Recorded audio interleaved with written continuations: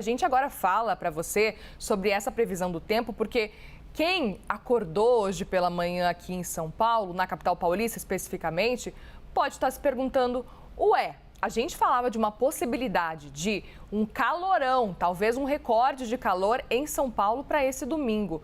Só que a chegada de uma frente fria pelo litoral paulista está aliviando a seca. Esse calor extremo em São Paulo tem um ventinho que está maravilhoso, viu? Na região metropolitana, gente, que inclui aí a capital, os termômetros devem variar hoje entre 18 e 22 graus, ou seja, as temperaturas despencaram.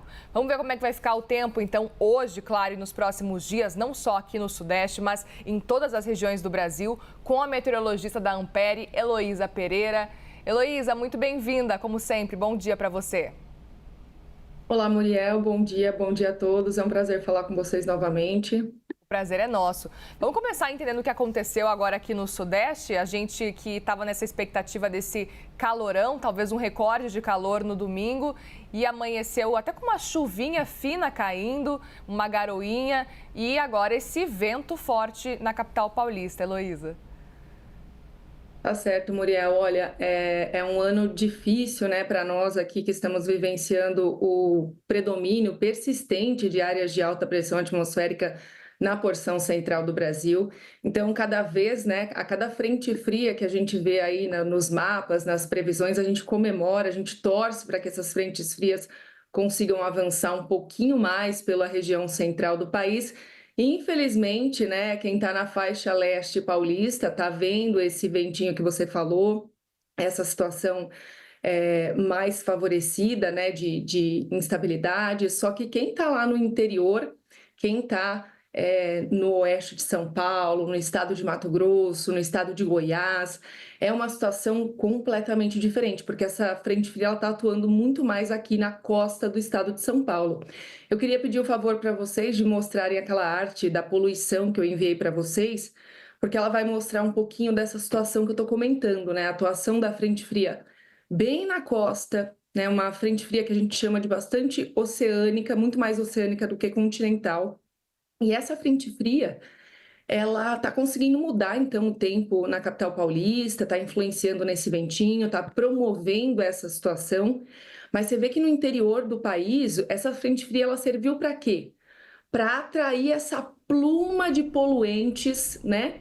Que estava bem forte, bem intensa, uma concentração bem alta no interior do Brasil. Então, é como se ela estivesse passando e ao invés de atrair, que é comum, né? Nessa época do ano, a gente já espera que tenha pelo menos um pouquinho de atração de umidade. Na verdade, ela atraiu os poluentes. Aqui a gente trouxe um exemplo de monóxido de carbono, mas tem também material particulado, tem fuligem, tem outros poluentes em suspensão na atmosfera. Então, essa frente fria, ao invés de, nesse momento, né, tá servindo para trazer um alívio, por exemplo, para o pessoal de Brasília, que vocês estavam comentando, né, o pessoal do estado de Mato Grosso. Infelizmente, ontem até à tarde, né, a gente estava vendo imagens de satélite, eu estava abrindo um pouquinho ali de curiosidade, tinha alguns núcleos de nebulosidade mais intensos, mais fortes, mas foi literalmente, né, só a formação de nuvens, muitas vezes no meio desses poluentes. Os poluentes, gente, só para trazer aqui as claras o que ele faz nessa época, né? Ele muito mais dificulta a nossa inicialização da chuva no mês de setembro, porque ele mexe com a dinâmica de formação de nuvens, do que ele favorece. Então, assim, é uma situação realmente que a gente esperaria, poxa, uma atração maior de umidade, uma maior quantidade de chuva, mas aí tem esse monte, esse ano especialmente, como a Muriel já estava comentando, como, né, a CNN já vem trazendo todos os cenários aí para vocês ao longo da semana, é um ano muito atípico, é um ano de muitas queimadas históricas, número recorde de detecção de fogos aí no Brasil. Então, imagina a quantidade de poluente que não está interferindo nessa formação de instabilidades aí pelo Brasil. Esse ponto que você traz é muito interessante sobre essa atuação da frente fria que a gente consegue ver que está vindo ali do litoral, que está vindo do mar, ali do oceano, em direção, no caso, ao nosso país. E aí é interessante entender, porque a gente pensa que a frente fria que vem, enfim, desse oceano, ela vai, na verdade, varrer do mapa do Brasil esse cenário, essa concentração de poluentes, monóxido de carbono, enfim, tudo que a gente está vendo com essa quantidade de chuva.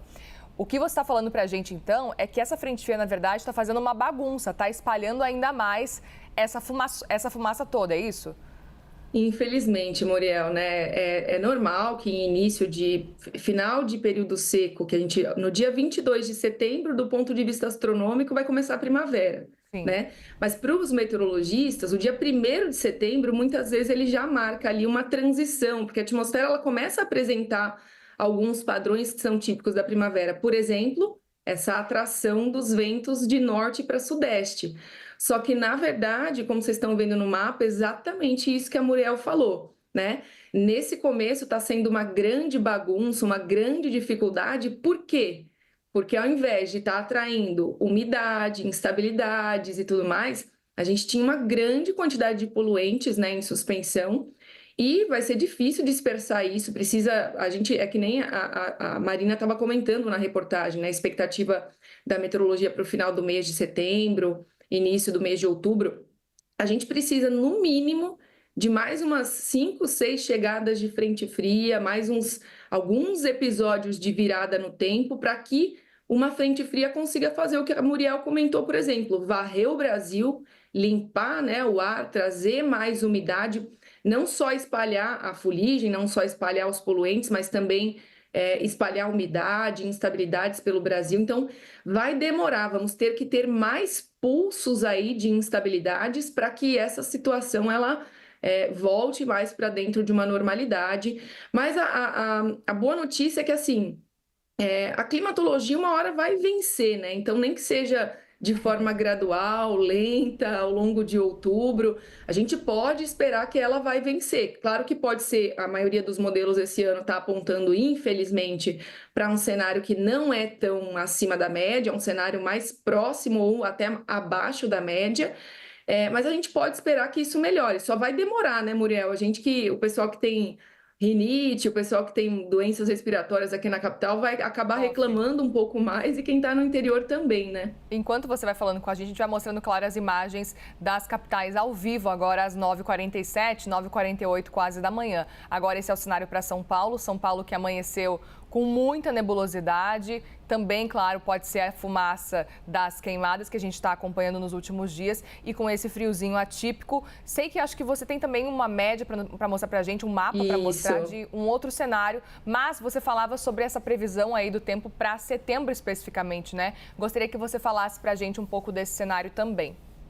Exatamente. Vamos lá, então, Muriel. A gente vai trazer uma arte relacionada à temperatura agora, porque quem gosta, né, desse friozinho, desse ar um pouquinho mais, né, dessa temperatura um pouquinho mais branda aqui no leste de São Paulo, olha que curioso, né? A primeira arte, ela representa uma média da anomalia de temperatura a 2 metros, do dia 15 até o dia 20. Então, a arte que você pode ver, né, quem está de frente para a TV à sua esquerda, representa basicamente o que está acontecendo agora e a média dos próximos dias. Então, por exemplo, a capital paulista, na segunda-feira, tem máxima mais ou menos na casa de 21 graus, na quarta-feira, máxima de 19 graus, na quinta, 22, só que na sexta-feira, já estou vendo aqui os mapas, né? Claro, é um único modelo que eu tô comentando, podem ter outras visões médias aí, mas a gente já está vendo temperatura acima de 30. Então, é uma semana de trégua para quem está no leste de São Paulo, né? Baixada Santista, a capital Curitiba, com certeza, uma grande trégua. Curitiba tem temperaturas aí para os próximos dias que, inclusive, não passam dos 15, 20 graus, muito mais baixa, né? Só que na sexta-feira, a maior parte das áreas centrais, centro-sul, vai voltar a esquentar. E, infelizmente, Muriel, olha só, olhando para Cuiabá, a trégua deles é a seguinte: enquanto na semana passada estava 44, 45, essa semana está batendo 40 só na previsão. Então, é uma trégua fake, vamos dizer assim, né? Porque diminui um pouco o limiar de calor, mas não é tanto assim. E o alerta que eu queria fazer para vocês é justamente o seguinte: como a gente está se aproximando, né? A gente vai para o início da primavera no dia 22. Já é normal, muita gente, né, que conversa comigo sobre meteorologia, fala assim: ah, o verão é mais quente, né? E eu sempre falo: olha, estatisticamente falando, não, porque muitas vezes quando você pega uma temperatura na primavera, principalmente em setembro, você tem muitos estouros de temperatura no Brasil. É que o verão é mais abafado, porque você tem chance de ter mais umidade. Então, às vezes, aquela sensação de que tá quente de manhã, quente à tarde, quente à noite, você sente mais no verão, mas na primavera é quando usualmente a gente bate os maiores recordes. E aí, olha que interessante, do dia 20 até o dia 25/9, né, bem quando começar mesmo a primavera, que oficialmente, astronomicamente começa no dia 22, a gente tem temperaturas de novo no centro-sul, tá vendo essa bolha mais vermelha no centro-sul do Brasil? Isso representa temperaturas 5, 6, 7 graus acima da normalidade. Então, infelizmente, a gente, lógico, vai ter frente fria passando, vai ter alguns momentos de trégua de novo. Obviamente, esse início da primavera vai ser difícil, mas é como eu falei, a gente vai partir para uma regularização gradual e lenta em outubro. Mas a gente pode esperar de novo onda de calor aqui no Brasil, Muriel. É um ano que a gente pode, de forma bem resumida, falar o seguinte: tem muitos predecessores climáticos, né, que são os oceanos, as oscilações, muita coisa mesmo somada que está contribuindo para a gente ter essa expectativa de uma primavera bem, né, mais aquecida do que o normal, com chuvas abaixo da média, com essa irregularidade toda agora nesse início mesmo de primavera. Impressionante. Bom, a gente vai ter que então se preparar, porque realmente a gente deve sofrer ao longo ainda do mês de setembro com esse calorão que deve vir.